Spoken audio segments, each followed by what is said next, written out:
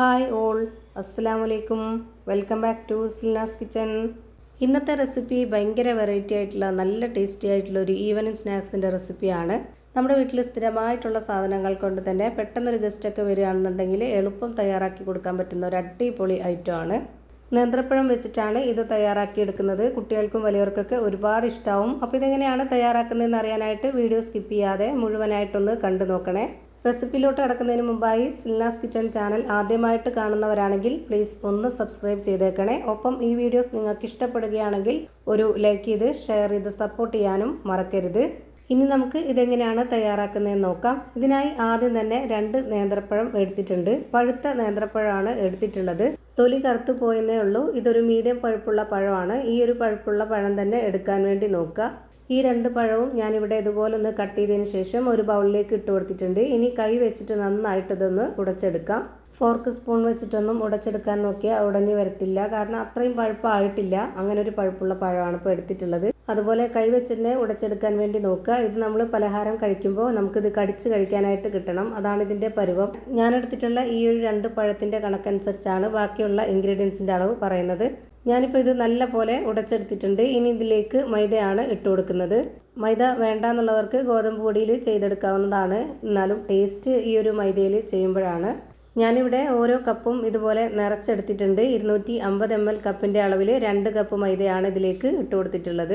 ഇനി ഇതിലേക്ക് ഒരു സബോള പൊടിയായിട്ട് അരിഞ്ഞിട്ടുള്ളത് ഇതിലേക്ക് ഇട്ട് കൊടുക്കാം. എല്ലാം ഇതിലേക്ക് എടുക്കുമ്പോൾ പൊടിയായിട്ട് അരിഞ്ഞിട്ട് കൊടുക്കുക.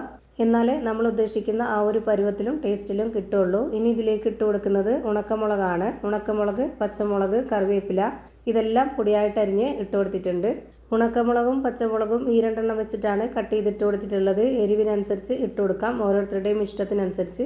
ഇനി ഇതിലേക്ക് ആവശ്യത്തിനുള്ള ഉപ്പും ഇതേ സ്പൂൺ അളവിൽ തന്നെ 2 സ്പൂൺ പഞ്ചസാരയും ഇട്ട് കൊടുക്കാം. വലിയൊരു സ്പൂൺ ആണെന്നുണ്ടെങ്കിൽ 1 ടേബിൾ സ്പൂൺ ഇട്ട് കൊടുത്താൽ മതി. എന്നിട്ട് ഇതിലേക്ക് ഒരു നുള്ള് മഞ്ഞൾപ്പൊടിയും 1/2 ടേബിൾ സ്പൂൺ അളവിൽ വെള്ള എള്ളും ഈ ഒരു സ്പൂൺ അളവിൽ തന്നെ 1/2 ടേബിൾ സ്പൂണോളം കറുത്ത എള്ളും കൂടെ ഇട്ട് കൊടുത്തിട്ട് ഇത് നന്നായിട്ടൊന്ന് കുഴച്ചിട്ടെടുക്കാം. ആദ്യം വെള്ളമൊന്നും ഇല്ലാതെ നല്ല പോലെ ഇത് മിക്സാക്കി എടുക്കണം. അപ്പോൾ നമുക്ക് ഏകദേശം മനസ്സിലാവും ഇതിൽ എത്രത്തോളം വെള്ളം വേണമെന്നുള്ളത്. ഞാനിവിടെ 250 ml കപ്പിൻ്റെ അളവിൽ 1 കപ്പ് വെള്ളം എടുത്തിട്ട് ആദ്യം വളരെ കുറച്ച് ഒഴിച്ചു കൊടുത്തിട്ടുണ്ട്. അങ്ങനെ ഞാൻ ഘട്ടം ഘട്ടമായിട്ടാണ് കുഴച്ചിട്ടെടുക്കുന്നത്. ഒന്നിച്ച് ഒഴിച്ചു കൊടുത്താൽ അതിൻ്റെ പരുവം തെറ്റും.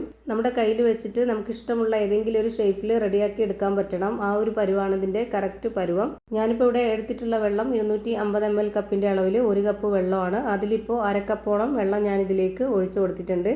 ഇത്രയും വെള്ളം ഒഴിച്ചു കൊടുത്താൽ മതി. അപ്പോൾ തന്നെ നമ്മുടെ ഈ ഒരു മാവ് കറക്റ്റ് പരുവത്തിൽ കിട്ടിയിട്ടുണ്ട്. ഇതിൽ നല്ല എരിവും ഉപ്പും മധുരമൊക്കെ ആയിട്ട് നല്ല ടേസ്റ്റാണ് ഇത് കഴിക്കാനായിട്ട്. ഇപ്പോൾ ഇതാ ഞാനിവിടെ നല്ല പോലെ കുഴച്ചിട്ടെടുത്തിട്ടുണ്ട്. ഇനി നമ്മുടെ കയ്യിൽ കുറച്ച് ഓയിലോ അല്ലെന്നുണ്ടെങ്കിൽ കുറച്ച് വെള്ളത്തിലൊന്ന് കൈ മുക്കിയെടുക്കുകയോ ചെയ്തതിന് ശേഷം ഇതിൽ നിന്ന് കുറച്ച് മാവ് എടുത്തിട്ട് ഓരോരുത്തർക്കും ഇഷ്ടമുള്ള വലിപ്പത്തിലോ ഷേപ്പിലൊക്കെ ഇത് റെഡിയാക്കി എടുക്കാവുന്നതാണ്. ഞാനിവിടെ ഇതുപോലൊരു വടയുടെ ഷേപ്പിലാണ് റെഡിയാക്കി എടുക്കുന്നത്. ഇങ്ങനെ ചെയ്യുമ്പോൾ കാണാൻ നല്ല ഭംഗിയുണ്ടാവും. അതുപോലെ തന്നെ ഇതിൻ്റെ അകമൊക്കെ പെട്ടെന്ന് വെന്ത് കിട്ടുകയും ചെയ്യും. ഇപ്പോൾ ഇതാ ഈ ഒരു ഷേപ്പിൽ ഞാനിവിടെ റെഡിയാക്കി എടുത്തു. ഇതേപോലെ തന്നെ ഒരെണ്ണം കൂടി ചെയ്ത് കാണിക്കുന്നുണ്ട്.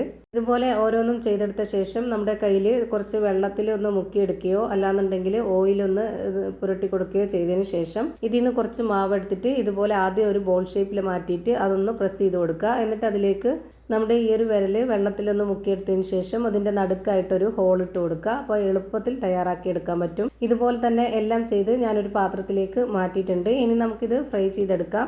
ഇതിനായി ആദ്യം തന്നെ സ്റ്റവിലേക്ക് ഒരു പാൻ വെച്ച് കൊടുത്തതിന് ശേഷം ഫ്ലെയിം ഓൺ ആക്കി കൊടുത്തിട്ട് അതിലേക്ക് കുറച്ച് ഓയിൽ ഒഴിച്ചു കൊടുക്കാം. ഇത് ഒരുപാട് മുങ്ങിക്കിടന്ന് വേവുന്ന രീതിയിൽ ഓയിൽ ഒഴിച്ചു കൊടുക്കരുത്. ഒരു പകുതിയോളം നിൽക്കുന്ന രീതിയിൽ മാത്രം ഓയിൽ ഒഴിച്ചു കൊടുക്കുക.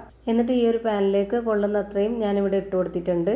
ഇതുപോലെ ഓരോന്നായിട്ട് ഇട്ട് കൊടുത്തതിന് ശേഷം ഒരു മീഡിയം ഫ്ലെയിമിൽ ഇട്ട് കൊടുത്തിട്ട് വേണം ഇത് വേവിച്ചെടുക്കാനായിട്ട്. എത്രത്തോളം വേവാനായിട്ട് എടുക്കുന്നോ അത്രയും സമയം വരെ ഈ ഒരു മീഡിയം ഫ്ലെയിമിൽ തന്നെ വെച്ച് കൊടുക്കുക. എങ്കിലേ എല്ലാം ഒരുപോലെ വെന്ത് കിട്ടുള്ളൂ. അപ്പോൾ ഞാനിതെല്ലാം തിരിച്ചിട്ട് കൊടുത്തിട്ടുണ്ട്. ഇനി ആ ഒരു ഭാഗം കൂടെ ഒന്ന് വെന്തതിന് ശേഷം നമുക്കിത് എണ്ണയിൽ നിന്ന് കോരി മാറ്റാം. ഇപ്പോൾ ദാ ഇതിൻ്റെ 2 സൈഡും ഒരുപോലെ വെന്ത് കിട്ടി. പെട്ടെന്ന് തയ്യാറായി കിട്ടും. ഇപ്പോൾ തന്നെ ദാ ഞാനിത് എണ്ണയിൽ നിന്ന് കോരി മാറ്റുന്നുണ്ട്. ഇപ്പോൾ ദാ നേന്ത്രപ്പഴം വെച്ചിട്ട് നല്ല എരിവും മധുരവും ഉപ്പൊക്കെയുള്ള നല്ല ടേസ്റ്റി ആയിട്ടുള്ള വെറൈറ്റി ആയിട്ടുള്ള ഒരു അടിപൊളി പലഹാരം റെഡിയായി കിട്ടി.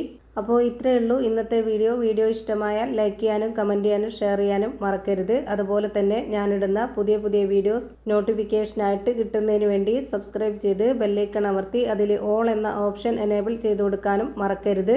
പുതിയൊരു വീഡിയോയുമായി വീണ്ടും വരും. Thank you for watching.